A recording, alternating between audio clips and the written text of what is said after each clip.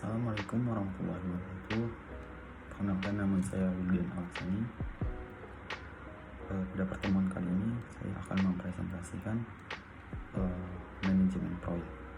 Nah, ya kita masuk pembahasan manajemen proyek. Apa itu manajemen proyek? Nah, manajemen proyek ialah sebuah penerapan kedisiplinan ilmu dalam bentuk teknik perancangan keterampilan dan pengorganisasian. Nah, jadi manajemen proyek ini adalah sebuah sikap kita terhadap proyek. Nah, maka dari itu kita harus memiliki keterampilan dan pengorganisasian. Pengorganisasian ini maksudnya adalah komunikasi kita terhadap rekan-rekan kerja kita, bagaimana kita menghadapi atau mengambil suatu proyek. Nah, kemudian di sini ada 3 jenis proyek. Yang pertama adalah penelitian dan pengembangan. Yang kedua adalah manufaktur. Yang ketiga adalah konstruksi. Nah, kemudian masuk lagi ke slide keempat, yaitu fase manajemen proyek. Fase manajemen proyek ini terbagi menjadi 3 yang saya bagi. Yang pertama ada penjadwalan. Nah, penjadwalan ini kita harus menentukan orang yang berkualitas baik untuk mencapai suatu proyek yang lebih bagus. Yang kedua adalah uang. Kita harus menetapkan biaya. Nah, biaya kita ambil kasus misalnya, kita bikin website kita harus butuhkan uang berapa. Nah, maka dari itu kita harus mempersiapkan terlebih dahulu uang yang akan dialokasikan untuk proyek. Nah, kemudian ada bahan dalam proyek. Bahan dalam proyek ini seperti kita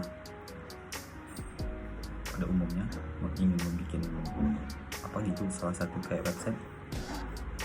Nah, bahan-bahan apa yang kita perlukan untuk pembuatan website? Mungkin kita perlu orang programmer untuk membuatnya. Pada itu kita harus siapkan terlebih dahulu bahan-bahannya seperti laptop. Kemudian ada perancangan. Nah, perancangan kita sebelum bikin proyek itu maka kita harus merancang dulu, bikin kerangka kerja ini untuk menjalankan suatu proyek, harus tepat sasaran pada proyek. Yang kemudian setelah perancangan kita masuk lagi ke pengendalian. Nah, bagaimana kita harus mengawasi sumber daya orang. Sumber daya itu yaitu orang-orang yang bekerja, kemudian biaya, alokasi uang itu kemana aja, kemudian kualitas dan anggaran. Nah, itu perlu kita kendalikan. Kemudian masuk lagi ke slide 5 yang di sini adalah teknik penjadwalan proyek. Sama dengan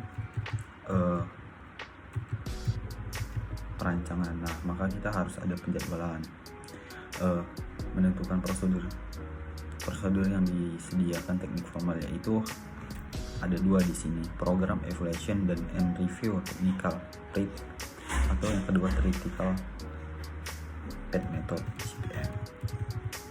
Nah, selain ada teknik penjadwalan proyek, kemudian di sini ada teknik perancangan. Nah, teknik perancangan ini terdiri dari 3 tahap. Yang pertama kita harus membuat susunan kerja dari awal sampai akhir. Misal dari A sampai Z itu harus kita rancang terlebih dahulu untuk membuat proyek.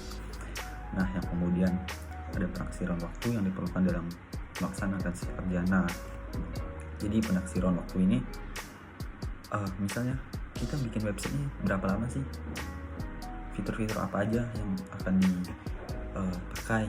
Nah, maka misal ada 5 fitur. Nah, dalam satu fitur itu target kerjanya misal 1-2 hari, ada yang 5 hari atau gimana gitu. Nah, maka penaksiran waktu yang diperlukan itu sangat penting dalam teknik perancangan untuk manajemen proyek.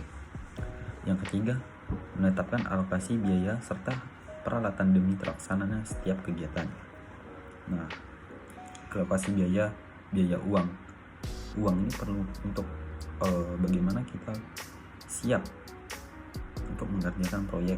Nah, jadi jika uang ada, kita mudah untuk membeli peralatan demi terlaksananya kegiatan proyek ini.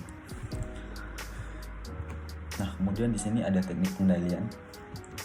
Nah, teknik pengendalian untuk memastikan bahwa setiap kegiatan telah diidentifikasi dan aktivitas yang dilakukan tersusun sesuai dengan urutan. Nah, pengendalian ini kita harus misalnya kegiatan ini dulu nih harus dikerjakan. Nah, maka teknik pengendalian inilah yang harus kita lakukan untuk tersusunnya semua kegiatan secara dengan urut.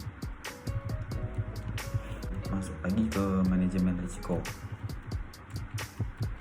Nah, selain membahas manajemen proyek, apa sih kaitannya manajemen proyek dengan manajemen risiko? Nah, manajemen proyek dan manajemen risiko ini memiliki kaitan yang sangat berhubungan. Nah, manajemen proyek itu adalah upaya dilakukan untuk menghindari timbulnya konflik dalam perusahaan dan pengembangan suatu proyek.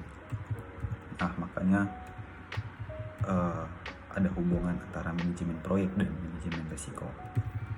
Nah, kemudian di sini di slide 10 ada tips menerapkan risk management dalam perusahaan. Pertama, kita harus mengenal lingkungan. Mulai dari pengenalan lingkungan terlebih dulu, seperti lingkungan internal. Nah, itu harus kita pahami dulu, kita kenali.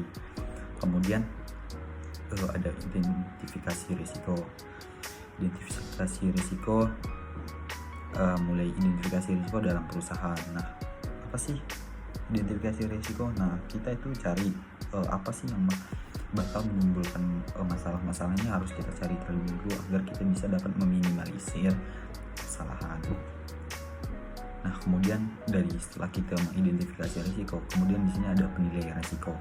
Kita kasih nilai gitu, kayak kita harus ini misalnya risiko ini dari low sampai high, jadi kita kasih nilai terlebih mana yang kemungkinan berakibat fatal pada suatu kegiatan. Nah, kemudian kita berikan tanggapan.